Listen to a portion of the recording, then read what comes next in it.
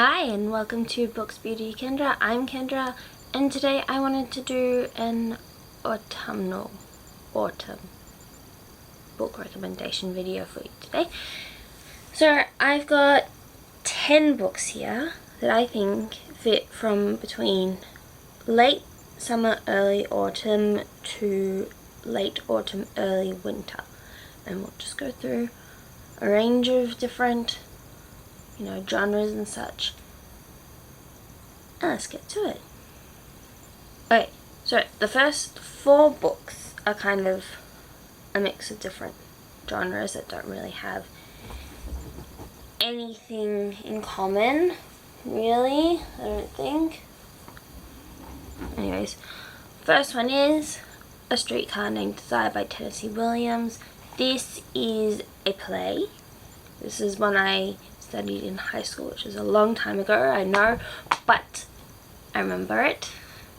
It's a good book, or a good play. Anyways, this follows Blanche Dubois as she moves back to New Orleans to live with her sister Stella and Stella's husband Stanley. Now, as the play goes on, you know that Stanley is not a nice person, especially not to Blanche. And as the story goes on, Blanche's reality starts to crumble. And she doesn't know what's real and what's not anymore, so trigger warnings for mental health things, and also trigger warnings for off the page / off the stage sexual assault, which, yeah, is not ever really spoken of. It's just heavily implied. That's what happened. Anyways, it's beautiful. It's heartbreaking at times. And I don't know, what makes an autumnal book, I think, is the atmosphere a lot of the time. And even though this is a play and there's not a lot of setup for what everything is, I think this is like a late summer, early autumn book, in my opinion. Anyways, next one. The Night Circus by Erin Morgenstern. This is one of my favorite books of all time. And it is very atmospheric, very lyrical. If you don't like any of those things, this is not the book for you. But I've read this book 4 times now, twice in the same year when I first read it. So I think that was in 2012 when I first read this book, and then 2 more times since then. I'm probably due for a reread of this book. But it follows, oh gosh, what are their names? Who knows? Follows a guy and a girl. And it follows a circus.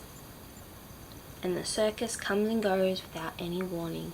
And it's open at night. And it's so beautiful. Everything is described so vividly. And yeah, it's about 2 magicians, the guy and the girl. These ones at the front. And they basically are building the circus to be more and more magical as part of this kind of competition that their masters have in store for them, to see which master is the better master. So it's nothing about the 2 magicians in this book, it's about their masters. Which is annoying, but it's beautiful. And I don't know why, but it keeps saying there's a face up here. And I don't know, there's nothing there. Some mushrooms there, mushroom lights. But yeah. Anyways, moving on, we have The Hobbit by JRR Tolkein. Tolkien, yeah. And if you don't know The Hobbit, which you should, it is an amazing middle grade children's book, something like that. Anyways, if you haven't read it, if you haven't seen any of the movies, is a map. And the Hobbit follows Bilbo Baggins as he goes on this amazing adventure to find a dragon and help dwarves get a special sort of treasure back for the current heir to the throne to become the king of the, you know, dwarves. And it's a good time. It's got Gandalf in it. If you don't know who Gandalf is, you should at least watch the extended versions of all 6 movies. Yes, which will take you like a day. Like, no joke. 24 hours. Something like that. I love it. I think it's amazing. Lucky last of this batch is The Watchmaker's Daughter by C.J. Archer. This is a Glass and Steel book. This is the first one. This follows Indiana Steele and Matthew Glass. Yes, I got the right last names.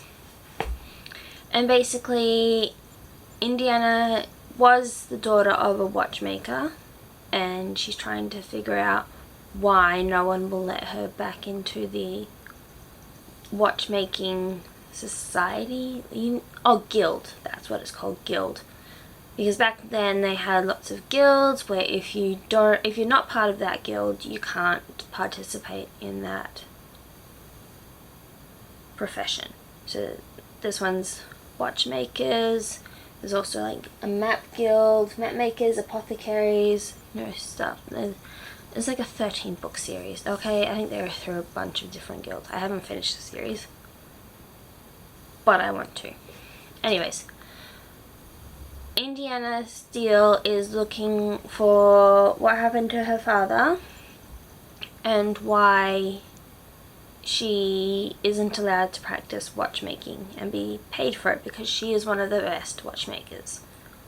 And then you've got Matthew Glass, who is looking for a specific watchmaker who made a specific watch for him that is helping him to live.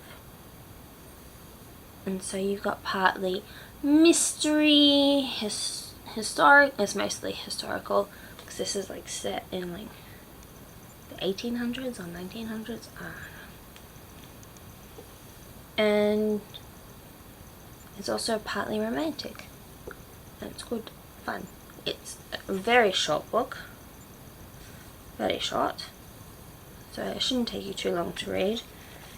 And I got it signed when I went to Rare last year, so that's exciting. Okay, the next lot of books I have 2 YA books, and they are 6 Crimson Cranes by Elizabeth Lim.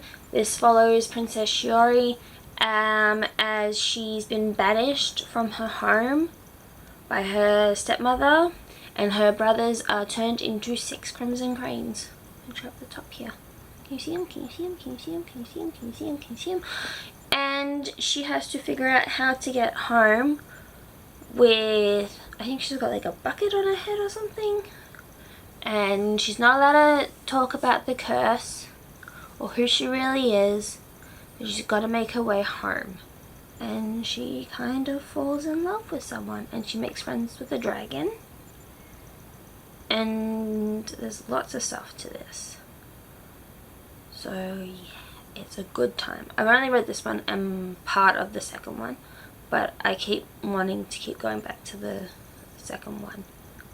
And it's just a really good atmospheric time. Atmosphere is amazing in this. That's why it's an autumnal book for me. The next one is like if you have a Studio Ghibli movie turned into a book. Like, not the other way around. Not like a book turned into a Studio Ghibli movie. This is a Studio Ghibli movie turned into a book. And that is The Girl Who Fell Beneath the Sea by Axie O. Axie O is one of my favorite authors. I think she's amazing. I've read quite a few books by her. 2 or 3 books by her. But like I've got some more on audiobook and all that. And this one follows somebody. Mina. there we go. Follows Mina as she sacrifices herself to save her brother's love, like who her brother loves, and to go into the sea to try and save their land. So basically, she goes down into the ocean, somehow can breathe, and I can't remember, they explain it all, and I should reread this book because I love it so much.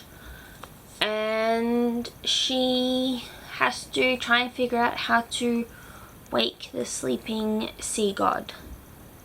And yeah, so at the start there's like a string attaching her to the sea god, and somehow it's cut and now she's attached to someone else, and she's got to figure out what's going on, how to save her people, how to do all this stuff.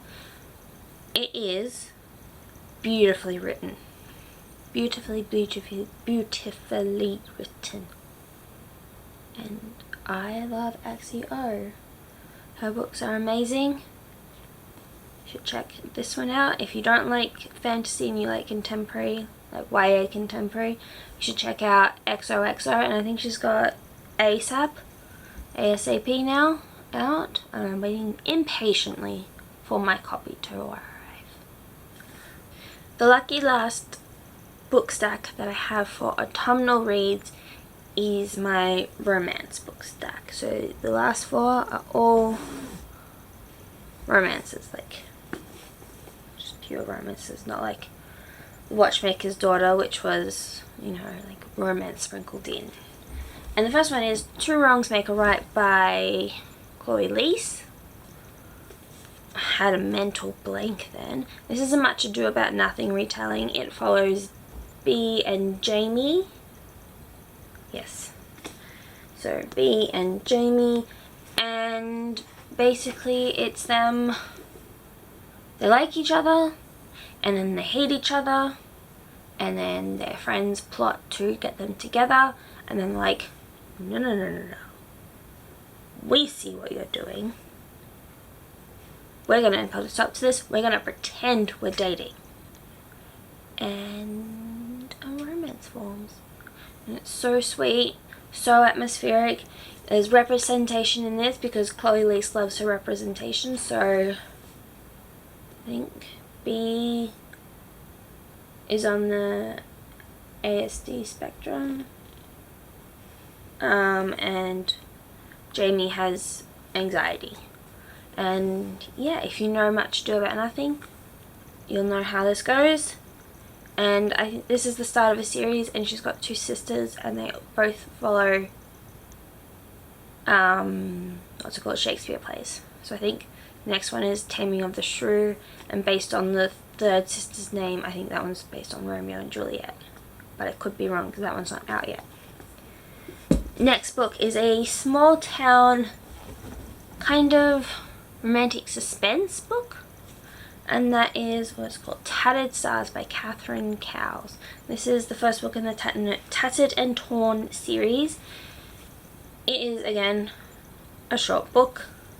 It follows Everly and Hayes. Everly was part of like this doomsday preppers family. Yeah, that's what I'm looking for, family. Don't know why that didn't come. Anyways, she's part of this doomsday prepper family where the dad is very intensely a doomsday prepper, and he kidnaps a girl when she's young, when Everly's young and the girl is young. And Everly is brave, and she's like, I need to get through the next 60 seconds. I need to get through the next 60 seconds. And she takes a horse, she goes into town, and she tells the chief of police, help, my dad has a girl. And that girl so happens to be Hayes' younger sister. And so at the start, he hates her because of her family, because they took his sister, but they slowly fall in love. And it's sweet. And there's a suspense plotline as well, because someone is trying to take other girls now, and they don't know who. And it's addictive. It's addictive, that I can tell you that. Next one is Funny Feelings by Tarah Dewitt. This follows two comedians, well, one comedian, one ex-comedian. So, oh my gosh, I read that wrong. Got Farley and Maya. I say Maya, it could be Maya. I don't know. And Farley is trying to break into the big leagues of comedians, the funny people. I don't know what that means. She wants to be part of this all women's show, so she'll be the support act. So she'll come on first for these two other women who will come on and do their own sets, and it follows her fake dating her best friend slash manager Maya. I'm just gonna say Maya because that's how I read it in my head. And they initially bonded because his daughter, he was never married, he just has a daughter called Hazel, who is deaf, and she can sign, Farley can sign to the daughter, so he feels like there's a connection there already. And yeah, he's very closed off and very grumpy because he used to be a comedian, then he had his daughter, and then he's like, can't do it anymore, no. Anyways, it's funny. I think it's funny. It's starting to rain. Oh, okay. And it's a good time. I can't wait to read more of her work because I think she's got something coming out soon. Tarah Dewitt. And the lucky last one is this late autumn, early winter book, like transitional book, because it's got an unexpected snowstorm that's very early in the season. So that's why I'm saying it's like that little part, because it also makes me feel like it's very atmospheric, it's very, you know, is that the other. And it's Happy Trail by Daisy Prescott. And this follows Ranger J. Daniels and Olive Perry? Yeah, I remembered her name. And basically Olive goes out on a hike with her boyfriend, who tries to propose to her on social media, as in like he gets on live and he goes down on one knee and he proposes to her and she goes no, and then throws the ring. It's very dramatic. And so he then abandons her on this trail. She refuses to come back with him, and yeah, she gets stuck up there because there's an unexpected snowstorm, which is why it's like early winter, end of autumn book. And yeah, Ranger J. Daniels has to go and save her, and it's like forced proximity. So if you like forced proximity trope, I would recommend this one for you. It's a good time. And yeah, that's all I have for today's video. If you've made it this far, please let me know if there's any like specific kind of recommendation, like book recommendations you want or would like. And if you don't want to do that and you want to leave an emoji, leave a bird emoji for 6 crimson cranes, because I don't know if there's an actual crane emoji, but you can try. And yeah, if you've made it this far in the video, please consider liking, commenting, subscribing, all that jazz, and I will see you in the next one. Bye bye!